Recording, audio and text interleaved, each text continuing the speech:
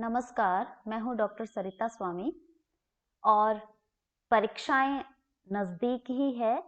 अतः सभी विद्यार्थियों की कम समय को देखते हुए, चाहे वह यूजीसी नेट का एग्जाम हो या आरपीएससी असिस्टेंट प्रोफेसर का एग्जाम अथवा यूनिवर्सिटी एग्जाम, इन सभी परीक्षाओं को दृष्टिगत रखते हुए कुछ महत्वपूर्ण प्रश्नोत्तर की हम श्रृंखला चला रहे हैं। मनुस्मृति द्वितीय अध्याय से हम प्रारंभ करते हैं कि इससे संबंधित कौन कौन से परीक्षा में महत्वपूर्ण प्रश्न बन रहे हैं, उसको आइए हम बात करते हैं कि किस प्रकार के प्रश्न हमारे परीक्षाओं में पूछे जाते हैं। तो सभी हेतु यह उपयोगी है, चाहे वह यूजीसी नेट हो, आरपीएससी असिस्टेंट प्रोफेसर एग्जाम या यूनिवर्सिटी एग्जाम। तो आइए बात करते हैं मनुस्मृति के द्वितीय अध्याय की। मनुस्मृति का रचना काल ईसा पूर्व द्वितीय शताब्दी माना गया है। कुल अध्याय इसमें कितने हैं? 12 और कुल श्लोक संख्या 2694। द्वितीय अध्याय में कुल श्लोक है 249। महर्षि मनु द्वारा धर्म कहा गया है वेद में, क्योंकि वेदो अखिलो धर्म मूलम कह करके महर्षि मनु ने धर्म का मूल कारण मूल वेद में ही इंगित किया है। सर्व ज्ञान में माना गया है वेद को। व्यक्ति जिसका पालन करके इस संसार में कीर्ति और परलोक में सुख को प्राप्त करता है, वह है श्रुति और स्मृति में निहित धर्म के पालन द्वारा। श्रुति से क्या तात्पर्य है? वेद। और स्मृति से तात्पर्य है धर्मशास्त्र। समस्त विषयों में अमीमांस्य अर्थात तर्क रहित शास्त्र है श्रुति व स्मृति। जिन शास्त्रों से धर्म की उत्पत्ति हुई है वे है श्रुति व स्मृति। परीक्षा में दोनों ही तरह से प्रश्न पूछते हैं। धर्म की उत्पत्ति श्रुति व स्मृति द्वारा ही हुई है। कानून विषयक जो शास्त्र है वह धर्म शास्त्र है या स्मृति शास्त्र, एक ही बात है। हेतु शास्त्र भी कहा जाता है तर्क शास्त्र या न्याय शास्त्र को। धर्म के जिज्ञासु लोगों के लिए परम प्रमाण के रूप में है श्रुति अर्थात वेद। मनुस्मृति के अध्ययन का अधिकारी है संस्कारी व्यक्ति। मनुस्मृति के अनुसार नास्तिक है वेद की निंदा करने वाला। महर्षि मनु ने साक्षात रूप से कहा है नास्तिको वेद निंदकः, वेद की निंदा करने वाला ही नास्तिक है। तो जो वेदों के अनुकूल बात है वह आस्तिकता के अंतर्गत आएगी। महर्षि मनु के अनुसार धर्म के साक्षात लक्षण 4 माने गए हैं और वे 4 साक्षात लक्षण हैं वेद, स्मृति अर्थात धर्मशास्त्र, चाहे वह मनुस्मृति हो, याज्ञवल्क्य स्मृति हो या अन्य जो भी 18 प्रकार की स्मृतियां हैं, सदाचार अर्थात जो सज्जनों के द्वारा किया गया आचरण, और हृदय की संतुष्टि, जिस आचरण को करके जिस व्यवहार को करके हमारा हृदय प्रसन्न हो, हमारे हृदय में संतोष की भावना आए, वह धर्म कहा गया है। सम्यक कर्म करने वाला व्यक्ति प्राप्त करता है अमरलोक को। सरस्वती और दृषदवती इन दो नदियों के बीच स्थित देव निर्मित प्रदेश कहलाता है ब्रह्मावर्त देश। यह प्रश्न बहुत बार आरपीएससी के एग्जाम्स में भी पूछा गया है और अन्य परीक्षाओं में भी पूछा गया है कि ब्रह्मावर्त प्रदेश कौन सा है। सरस्वती और दृषदवती इन दो नदियों के बीच में स्थित जो प्रदेश है उसको ब्रह्मावर्त प्रदेश कहा जाता है। और ब्रह्मावर्त प्रदेश में परंपरा से जो आचार अर्थात व्यवहार चल रहा है वह है सदाचार अर्थात सज्जनों के द्वारा किया जाने वाला व्यवहार या आचरण।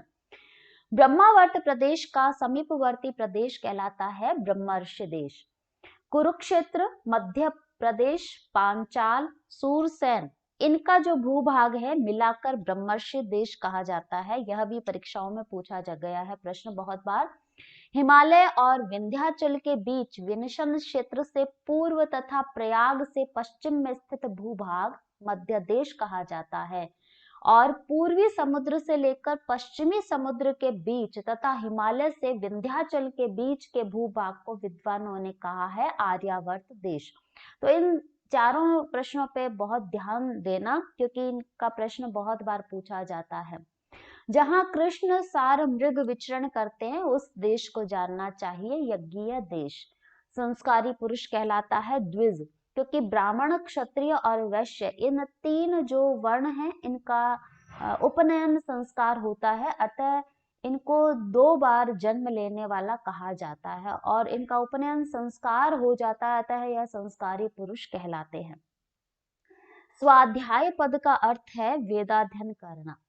स्वाध्याय व्रत, होम, यज्ञ इत्यादि द्वारा जिससे ब्रह्म प्राप्ति के योग्य बनाया जाता है, किसको? शरीर को, तनु को। व्यक्ति पवित्र बनता है संस्कारों से। हमारे 16 संस्कार माने गए हैं भारतीय संस्कृति में, और उन 16 संस्कारों के द्वारा जो बीज संबंधी कोई अपवित्रता है, उसको पवित्र बनाने हेतु ये संस्कार किए जाते हैं। अतः संस्कारों का जब होता है, उसका एक तरह से उसका संस्करण हो जाता है, उसकी पवित्रता आ जाती है। नाभिवर्धन अर्थात नाल काटने से पूर्व जो संस्कार किया जाता है, जात कर्म संस्कार, जिस संस्कार में पिता अपने पुत्र को मंत्र पूर्वक मधु अर्थात शहद और घृत अर्थात घी चटाता है, जात कर्म संस्कार में। शिशु का नामकरण संस्कार किया जाता है जन्म के 10वें, 12वें और 11वें वर्ष में। ब्राह्मण, क्षत्रिय, वैश्य और शूद्र के नाम के अंत में शर्मा, वर्मा, गुप्त तथा दास लगाए जाते हैं।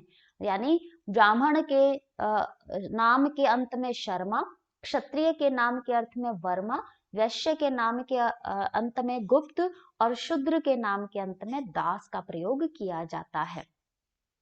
सुखपूर्वक उच्चारण योग्य दीर्घ वर्णांत तथा आशीर्वाद वाचक नाम होते हैं स्त्रियों के। शिशु का गृह निष्क्रमण संस्कार किया जाता है चतुर्थ मास में।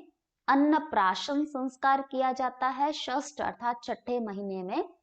श्रुति की प्रेरणा से द्विजों का, द्विज यानी ब्राह्मण, क्षत्रिय और वैश्य, ये 3 वर्ण द्विज कहलाते हैं। तो द्विजों का चूड़ा कर्म संस्कार किया जाता है, यानी जड़ूला उतारना जिसे कहते हैं, प्रथम या तृतीय वर्ष में। ब्राह्मण का उपनयन संस्कार होता है, यज्ञोपवीत भी कहते हैं इसे, जनेऊ धारण करना, गर्भ से अष्टम वर्ष में। ब्राह्मण का होता है गर्भ से अष्टम वर्ष में। क्षत्रिय का उपनयन संस्कार होता है गर्भ से 11वें वर्ष में, और वैश्य का उपनयन संस्कार होता है गर्भ से 12वें वर्ष में। और इन 3 ही वर्णों का उपनयन संस्कार किया जाता है, और इन तीनों को क्या कहा जाता है? द्विज। ब्राह्मण का यज्ञोपवीत अर्थात ब्रह्म तेज के इच्छुक ब्राह्मण का उपनयन संस्कार किया जाता है गर्भ से 5म वर्ष में। बल के इच्छुक राजन्य का उपनयन संस्कार किया जाता है गर्भ से 6ठ वर्ष में अर्थात 6ठे वर्ष में। धन के इच्छुक वैश्य का उपनयन संस्कार किया जाना चाहिए गर्भ से 8म वर्ष में। तो यहाँ पर पूर्व में हमने पढ़ा कि वो उनकी एक सीमा है, लेकिन यदि और अधिक तेज की प्राप्ति करना चाहते हैं तो ब्राह्मण का यज्ञोपवीत है वो गर्भ से 5वें वर्ष में ही कर देना चाहिए, और यदि वैश्य है तो उसका 8वें में, और यदि क्षत्रिय है तो 6ठे वर्ष में कर देना चाहिए। उपनयन संस्कार के समय आचार्य जो मंत्र देता है उस मंत्र को कहते हैं सावित्री मंत्र अर्थात गायत्री मंत्र। सावित्री मंत्र के स्तुत्य देवता है सूर्य। सूर्य के लिए यह सावित्री मंत्र या गायत्री मंत्र का प्रयोग किया जाता है।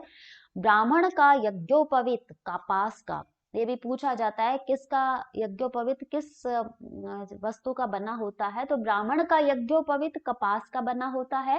राजन्य अर्थात क्षत्रिय का यज्ञोपवीत शाण सूत्र का, और वैश्य का यज्ञोपवीत अविका सूत्र का बना होता है। 16वें वर्ष तक जिसके लिए सावित्री का उल्लंघन करना मना है वह है ब्राह्मण। सावित्री अर्थात गायत्री जप का उल्लंघन, उसे प्रतिदिन संध्या करनी होती है, सुबह और सायंकालीन संध्या का, और उस संध्या का नित्य रूप से उसका नियम रूप से पालन करना है, उसका उल्लंघन नहीं कर सकता है ब्राह्मण। संस्कार रहित तथा सावित्री से पतित अर्थात जो गायत्री मंत्र का पाठ नहीं करता है, संध्या नहीं करता है दोनों समय की, और आर्यों द्वारा निर्मित व्यक्ति क्या कहलाता है? व्रात्य। ये कई बार पूछा गया है प्रश्न। व्रात्य किसे कहते हैं? जिसका कोई संस्कार नहीं किया गया होता, जो 16 संस्कार है हमारे सावित्री अर्थात गायत्री का वह पाठ नहीं करता है, अर्थात संध्या वंदन नहीं करता है, और आर्यों द्वारा निर्मित ऐसा व्यक्ति व्रात्य कहलाता है। जिसके साथ संकट काल में भी विद्या संबंध तथा विवाह संबंध नहीं रखने चाहिए व्रात्य के साथ, अर्थात जिसका संस्कार नहीं किया गया है, ऐसा व्यक्ति के साथ न तो विद्या संबंध रखने चाहिए न विवाह संबंध रखने चाहिए। ब्राह्मण ब्रह्मचारी जिस दंड को धारण करता था वह बिल्व या पलाश दंड, एक ब्रह्मचर्य आश्रम में ब्रह्मचारी को एक डंडा दिया जाता था, तो वह उसके वर्ण का परिचायक होता था। इससे संबंधित प्रश्न भी पूछे जाते हैं। तो ब्राह्मण का जो दंड है वह बिल्व या पलाश का होता था। क्षत्रिय का जो दंड है वट या खदिर वृक्ष का, और वैश्य का दंड पिलु या उदुम्बर वृक्ष का होता था।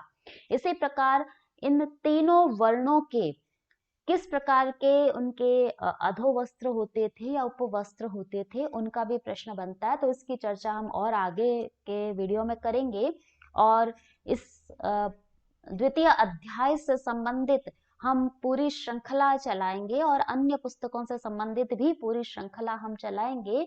परीक्षा में किस प्रकार के महत्वपूर्ण प्रश्न बन रहे हैं उस श्रृंखला को आप कीजिए, और पौनः पुन्येन कीजिए, बार बार इनका अभ्यास कीजिए, जिससे कि हम परीक्षा में यदि कोई प्रश्न है वो हमसे छूट नहीं जाए। और इससे संबंधित यदि आपकी और कोई क्वेरी हो तो आप कमेंट बॉक्स में अवश्य ही पूछें। धन्यवाद।